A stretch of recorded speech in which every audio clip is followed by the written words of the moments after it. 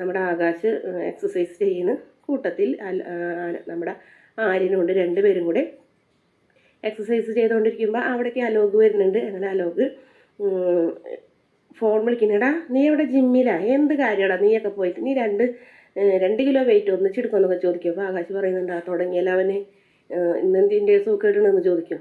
ഇവന്മാരുടെ ഒരു വസർത്ത് എന്നൊക്കെ പറഞ്ഞു കഴിഞ്ഞിട്ട് വീണ്ടും വീണ്ടും ഇങ്ങനെ പരിഹസിക്കുന്നു. ഞാനൊക്കെ ഉണ്ടല്ലോ നന്നായി എക്സസൈസ് ചെയ്യും, അങ്ങനെ ഇങ്ങനെ എന്നൊക്കെ പറഞ്ഞ് ഇവരെ വിളിച്ച് അപമാനിക്കുന്നു. അപ്പം പെട്ടെന്ന് അലോക് നോക്കുമ്പോൾ മിത്ര അങ്ങോട്ട് നോക്കി നിൽക്കുന്നുണ്ട് കയ്യും കെട്ടിയിട്ട്. അപ്പോൾ അലോകിന് പെട്ടെന്ന് പേടിയാവുന്നുണ്ട്. അപ്പം മിത്ര നിൽക്കുന്നത് ആര്യനും ആകാശവും കാണുന്നില്ല. അങ്ങനെ മിത്ര കൈ കെട്ടി നിൽക്കുമ്പോൾ പെട്ടെന്ന് തന്നെ അലോക് ഫോൺ വിളി നിർത്തി കഴിഞ്ഞിട്ട് വേഗം സ്ഥലം വിടുന്നുണ്ട്. അതെന്താണ് അങ്ങനെയെന്ന് ചോദിക്കുമ്പോൾ കഴിഞ്ഞ് പോയ കാര്യങ്ങൾ പറയുന്നുണ്ട്, ഇഷ്ടേക്ക് എറിഞ്ഞ കാര്യം ഒക്കെ പറയുമ്പോൾ അത് ശരി, അപ്പം നിനക്ക് വേണ്ടിയിട്ട് മിത്ര അവരോട് ചെറുത്ത് നിൽക്കാനൊക്കെ പഠിച്ചല്ലേ എന്നൊക്കെ ചോദിക്കും. ചെറുതായിട്ട് എന്ന് പറയും. പിന്നീട് അലോക് ഓടി ചെല്ലുമ്പോൾ രാജശ്രീ ചോദിക്കുമ്പോൾ എന്താടാന്ന് ചോദിക്കുമ്പോൾ ഒന്നുമില്ല അമ്മയെന്ന് അറിയണം, അവിടെ എന്തോ ഒരു വാക്ക് തർക്കം ഉണ്ടായ പോലെ ഉണ്ടല്ലോ. അവിടെ ഒരു വാക്ക് തർക്കം ഉണ്ടായില്ല, അമ്മ വെറുതെ എൻ്റെ പിന്നാലെ നടക്കേണ്ട ആവശ്യമില്ലാത്തതെന്ന് പറഞ്ഞിട്ട്. ആ സമയത്ത് അച്യുതം വരും. എന്താ രാജശ്രീ, ഇവനെ എന്നോട് കാരണം ഭയങ്കര സാമർത്ഥ്യമുള്ളൂ, അതേ മംഗലത്താരുടെ മുന്നിൽ മുട്ടുകുത്തി വരും നാണം കേട്ടോ എന്നൊക്കെ പറയും. നിങ്ങളെ ഇതൊക്കെ കണ്ടുപഠിക്ക്. അവരെ വീട്ടിൽ അവരെല്ലാവരും കൂടെ ഒരുപാട് ഒത്തൊരുമയോടെ നിൽക്കുന്ന ചേട്ടനനിയന്മാരൊക്കെ ഇവിടെ കണ്ടില്ലേ. ഇവന് പേടിത്തൂറാണ്, അവർക്ക് വേണ്ടി ഒന്നും ചെയ്യാൻ പറ്റില്ല. കല്യാണം മുടക്കുമെന്ന് പറഞ്ഞ് ഇവനും മിഥുനും കച്ചകെട്ട് ഇറങ്ങിയിട്ട് അതും നടന്നില്ല എന്ന് പറയും. നീ ഇപ്പം അതൊക്കെ വിട്ട് തൽക്കാലം നമ്മുടെ കമ്പനീനെ കുറിച്ച് ചിന്തിക്കാന്ന് പറയും. അതെന്നാച്ചാന്ന് ലോകം പറയും. ഒരുപാട് ബാധ്യതകളൊക്കെ ഉണ്ട്, ബാങ്കിൽ നിന്ന് വലിയ ലോണാണ് എടുത്തേക്കുന്നത്, അതിന് വീട് കൊടുക്കണം. അത് മാത്രമല്ല വെല്ലിച്ചന് ഇപ്പം ആ സ്വത്ത് വീട് നമ്മളെ പേരിൽ തരാമെന്ന് പറഞ്ഞപ്പോൾ എത്രയും പെട്ടെന്ന് സ്വന്തമാക്കണം വേണ്ടത്. അതെന്നെയെന്നും പറഞ്ഞായിട്ട് നിൽക്കുന്നുണ്ട് രാജശ്രീയും അച്യുതനും. പിന്നെ കാണിക്കുന്നത് ദേവമംഗലത്ത് ഗോമതി ഞാൻ പോകണ്ടാന്ന് പറയും. അച്ഛാ നിൽക്കുന്നത് ബാലച്ചാന്ന് പറഞ്ഞിട്ട് ചായ കൊണ്ടുവരുന്നുണ്ട്. മോളെ ഞാൻ ചായ കുടിച്ചതല്ലോ, ആ ചായ അച്ഛൻ കുടിച്ചപ്പോൾ അച്ഛൻ്റെ മുഖഭാവം ഞാൻ ശ്രദ്ധിച്ചു എന്ന് പറയും. അതെ ചൂട് കുറവല്ലായിരുന്നു, അതുകൊണ്ടല്ലേ ബാലച്ചനത് ഇഷ്ടപ്പെടാനെന്ന് പറയുമ്പോൾ അത് എന്ന് പറഞ്ഞ് അങ്ങനെ വേണ്ടെങ്കിലും ദേവിമോള് കൊടുക്കുന്ന ചായ കുടിക്കാൻ വരും. അപ്പോൾ ഗോമതി ദേഷ്യം വരും. ഗോമതി പറയുന്നുണ്ടെന്നാൽ ചായ ഒന്നും കുടിക്കേണ്ട, ഒരു തവണ കുടിച്ചാലേ എപ്പോഴെപ്പോഴും ചായ കുടിക്കേണ്ട കാര്യമില്ല എന്ന് പറഞ്ഞ് ഗോമതി ആ ചായ മേടിക്കുമ്പോൾ ദേവിമോള് വീണ്ടും ആ ചായ ബലമായി മേടിച്ചിട്ട് ബാലച്ചൻ കുടിക്കും ബാലച്ചാന്ന് പറയും. ചായ കുടിച്ചാലേ കുഴപ്പമൊന്നുമില്ല എന്ന് പറയും. അങ്ങനെ ആ സമയത്ത് പെട്ടെന്ന് തന്നെ ആനന്ദ് വരും, ആകാശ് വരും. അപ്പോൾ ആകാശിനോട് ജോലി ഒരു കടയിലേക്ക് പൈസ കൊടുത്തു നോക്കി, ഇല്ല വെച്ചാൽ ബാങ്ക് മുടക്കായിരുന്നു, ഇന്ന് കൊടുക്കാമെന്ന് പറയും. മേഡം ഞാൻ കൊടുക്കാൻ പറഞ്ഞാൽ കൊടുത്തിരിക്കണം, ബാങ്ക് മുടക്കണമെങ്കിൽ നേരിട്ട് പോയി കൊണ്ടു കൊടുക്കണം, നീ എന്നൊക്കെ പഠിക്കോടാന്നൊക്കെ ചോദിക്കും. അതുപോലെ തന്നെ ആര്യം വരും. അപ്പോൾ ആര്യനോട് പറയും, ആര്യനോടായിട്ട് പറയുന്നില്ല, അതുപോലെ തന്നെ രാത്രി 10 മണിയാകുമ്പോഴത്തേനും ഇവിടെ എത്തണം എന്ന് പറയും. ഞങ്ങൾക്ക് പിന്നെ ഇതൊരു സത്രമൊന്നല്ല വീടൊന്നല്ല എന്ന് പറയും. ഞാനേ ഒരു ജോലിക്ക് പോകണമാണ്, എനിക്കതുകൊണ്ട് 10 മണി 11 മണിയൊന്നും നോക്കിയിരിക്കാൻ പറ്റില്ല എന്ന് പറയും. എന്താ കാര്യം ഇത്, അച്ഛനോട് വരാമെന്ന് പറയുന്നു ദേവിമോൾ ഇടപെടുന്നു. അച്ഛന്മാർ സ്നേഹം കൊണ്ട് പറയുന്നതല്ലേ, അതിന് താഴ്ന്നല്ല പറയരുതെന്ന് പറയും. എനിക്ക് ഇങ്ങനെയൊക്കെ പറയാൻ പറ്റുള്ളൂ, ഇവൻ ഇങ്ങനെയാണെന്നൊക്കെ പറഞ്ഞ് വീണ്ടും അവനെ അപമാനിക്കാൻ നോക്കുന്നുണ്ട്. പിന്നീട് ഭക്ഷണം കഴിക്കാൻ സമയത്ത് നമ്മുടെ ആര്യൻ എഴുന്നേറ്റ് പോകണ്. അതെന്തിനാണ് കഴിക്കാണ്ട് പോകണേന്ന് വെച്ചാൽ ആനന്ദ നീ കഴിക്കണോട്ടാന്ന് പറയുമ്പോൾ ആ ദേവിമോളും വന്ന് പറയും, അതെ മോനെ അച്ഛൻ പലതും പറയും, അത് അച്ഛന് നിങ്ങളോടുള്ള സ്നേഹം കൊണ്ടല്ലേ, അതുകൊണ്ട് നീ ഇന്ന് ഭക്ഷണം കഴിക്കാനൊക്കെ പറയും.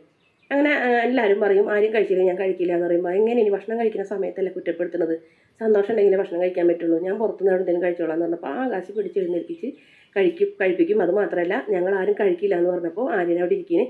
അതിന് മുന്നേ നമ്മുടെ ദേവിനെ അവിടെ മാറ്റാൻ നോക്കുന്നുണ്ട്. ദേവി എന്തെങ്കിലും ഇടങ്കോലും ഇടണം. ദേവിയോട് പോയി ആനന്ദിന് ഒരു ഓംലേറ്റ് ഉണ്ടാക്കാൻ പറയും. ഞാൻ ഉണ്ടാക്കണമെന്ന് ഗോമതി ചോദിക്കുമ്പോൾ വേണ്ട ഞാൻ ഉണ്ടാക്കിക്കോളാം പറയും. സത്യത്തിൽ ദേവി അവിടെ നിന്ന് പോകാൻ വേണ്ടിയിട്ടായിരുന്നു ഗോമതി അത് ചെയ്തത്. അതിനുശേഷം ചേട്ടന്മാർ രണ്ടുപേരും പിടിച്ചിരുത്തി കഴിഞ്ഞിട്ട് ആര്യന് ഭക്ഷണമൊക്കെ കൊടുക്കുന്നുണ്ട്. എല്ലാവരും ഇങ്ങനെ ഓരോരുത്തരായിട്ട് ഒരേ ഭക്ഷണം അങ്ങനെ വിളമ്പണപ്പോൾ ഗോമതിക്ക് ഭയങ്കര സന്തോഷമാണ്. അപ്പോൾ ഗോമതി പറയുന്നുണ്ട്, ബാലേട്ടൻ നിങ്ങളെ രണ്ടുപേരെയും താഴ്ത്തി കെട്ടി ആനന്ദിനെ മാത്രം പോക്കി പറഞ്ഞപ്പോൾ എനിക്ക് സത്യത്തിൽ ഭയങ്കര വിഷമം ഉണ്ടായിരുന്നു. പക്ഷെ ഇപ്പം അത് മാറിയിട്ടാണ്, കാരണം നിങ്ങൾ 3 പേരും ഒറ്റ കെട്ടണമല്ലോ, എനിക്കത് മതി, വേറൊന്നും വേണ്ട. അനിയൻ കഴിക്കുന്നില്ല എന്ന് പറഞ്ഞപ്പോൾ നിങ്ങൾ 2 പേരും കഴിക്കില്ല എന്ന് പറഞ്ഞ് തീരുമാനിച്ചില്ലേ, ആ ഒത്തൊരുമ ഈ അമ്മയ്ക്ക് വേണ്ടത് മക്കളെ, അമ്മയ്ക്ക് ഒരുപാട് സന്തോഷമായി എന്നൊക്കെ പറഞ്ഞ് നമ്മുടെ ഗോമതി ഇങ്ങനെ കണ്ണ് തുടച്ചുകൊണ്ട് നിൽക്കുന്നുണ്ട്. പിന്നീട് ഗോമതി ടേബിളൊക്കെ തുടക്കിയായിരിക്കുള്ളൂ. അപ്പോൾ മീനാക്ഷിയും ഇത്രയും പോകണം, അമ്മ ഞങ്ങൾ പോകണമെന്ന് പറഞ്ഞപ്പോൾ നല്ല സാരിയുള്ള മീനുമോളെ, നീ ഇത് പുതിയതാണോ എന്ന് ചോദിക്കും.